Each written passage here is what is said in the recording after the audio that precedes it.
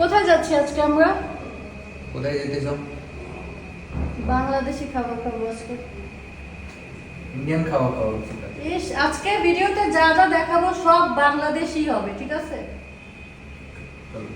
আজকের ভিডিওতে আমি তোমাদের এমন একটা জায়গা দেখাবো যেটাকে বলা হয় কলকাতার মিনি বাংলাদেশ। ইন্টারেস্টিং, তাই না? আমাদের বাংলাদেশ থেকে যখন কেউ পর্যটক হিসেবে বা মেডিকেল পারপাস এখানে আসে, তখন তারা কোথায় থাকে, কোথায় খাওয়া দাওয়া করে, সবকিছু পাবে এই ভিডিওতে। রিসেন্টলি যারা ইন্ডিয়া আসতে চাচ্ছ, তোমাদের জন্য কিন্তু এই ভিডিওটা একটু হলেও কাজে আসতে পারে। আর বাই দ্য ওয়ে, আমার কিন্তু কলকাতায় এখন পর্যন্ত সব থেকে ফেভারিট ভিডিও এটা। সো প্লিজ আমার কথা মাথায় রেখে যদি ভিডিওটা ভালো লাগে অবশ্যই আমাকে জানাবে। আই থিঙ্ক তোমরা সবাই জানো কলকাতার টেম্পারেচার কেমন, বাট আমি যেভাবে ঘুরছি তাতে কিন্তু আমার স্কিনের অবস্থা খারাপ হয়ে যাওয়ার কথা। কিন্তু স্কিন নিয়ে আমার কোনো টেনশন নেই, বিকজ আসার সময় আমি এই গ্লোমিনাস আলট্রা গ্লো সোপটা নিয়ে আসি। এটা বেসিক্যালি একটা কোল্ড প্রসেস সোপ, যেটা বানাতেই 40 থেকে 45 দিন টাইম লাগে। এই সোপে অনেক organic ingredients and organic essential oil থাকে। এটা আমি ডিরেক্টলি ফেসে অ্যাপ্লাই না করে 2 হাতে পানি দিয়ে মিক্স করে খুব ভালো মতো ফোম বানাই। দেন আমার ফেস এবং হাতে খুব সুন্দর মতো 2 থেকে 3 মিনিট ম্যাসাজ করি। এটাই থাকা মোরিঙ্গা স্কিন গ্লো করতে অনেক হেল্প করে। আমার জন্য সব থেকে বেশি হেল্প যেটা হয় সেটা হচ্ছে পোর্স ছোট করে black heads and white heads remove করা। কোল্ড প্রসেসে বানানো সোপ কিন্তু স্কিনকে হেলদি এন্ড ময়শ্চারাইজ রাখে। চলো আমরা এখন একটু মার্কুই স্ট্রিট অর্থাৎ মিনি বাংলাদেশ থেকে ঘুরে আসি। যারা নিয়মিত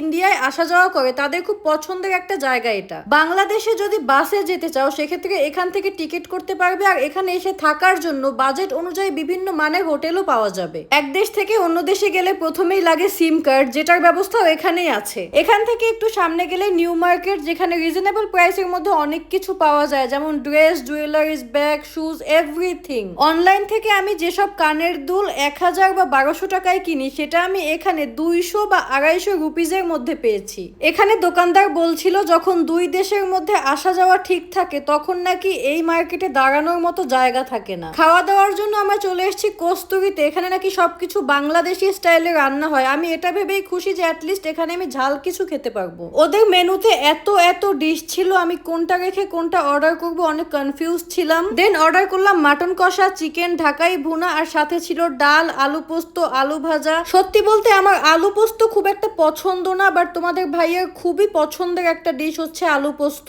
আমাদের বাসায় মোটামুটি প্রতিদিনই আলু পোস্ত হয়। সেটা কেন হয় এর জন্য তোমাদের ভাইয়ের ছোটবেলার একটা গল্প আছে, অন্য কোনো ভিডিওতে বলবো। এখানে একটা ফালুদা আমি মনে মনে খুব এক্সপেক্ট করছিলাম, বাট আনফরচুনেটলি ছিল না। আর এই হচ্ছে আমাদের খাবার যেটা আমরা অর্ডার করেছিলাম। আমার কাছে মনে হয়েছে ইন্ডিয়ান রুপিজে হিসাব করলে দাম অনুযায়ী মাটন এন্ড চিকেন একদম পারফেক্ট ছিল। মানে আমি সেম আইটেমে অন্যান্য জায়গায় খেয়েছিলাম, সেসব জায়গায় আমার মনে হয়েছে খাবারের দাম এবং কোয়ান্টিটি হিসাব করলে প্রাইস অনেক বেশি। আমি যে তোমাদেরকে বলেছিলাম না যে এখানে সবকিছু বাংলাদেশি স্টাইলে রান্না হয়, এখানে খাবার মুখে দেওয়ার পর মনে হয়েছিল যে বাংলাদেশি বসেই খাচ্ছি। খাবার একদম প্রপারলি মশলা দেয়া এন্ড ফ্লেভারফুল ছিল। অলসো আমি ঝাল চাচ্ছিলাম, খাবার অনেক বেশি ঝালও ছিল। তোমাদের ভাই একদমই ঝাল খেতে পারে না, বাট দেখো তাও খেয়ে যাচ্ছে, বিকজ খাবারটা আসলেই মজা ছিল। আমাদের বিল হয় মাত্র 965 রুপিস। বলেছিলাম না যে খাবার অনুযায়ী দাম ঠিকঠাকই আছে। এই টুইটটার জন্য তুমি কি আমাকে থ্যাংক ইউ বলবা? ওয়েলকাম। নিজের দেশের কোনো কিছু দেখলেই মনে হয় আপন। এই আঙ্কেল আন্টিও তেমন, তারা অনেক ভালো। তারা মেইনলি মেডিকেল পারপাস এসেছে, বাট ইন্টারনেট কিভাবে কিনবে এটা নিয়ে জিজ্ঞেস করছিল। কি খাবা? কুলফি, লাস্সি। একটু হেঁটে চলতে হবে।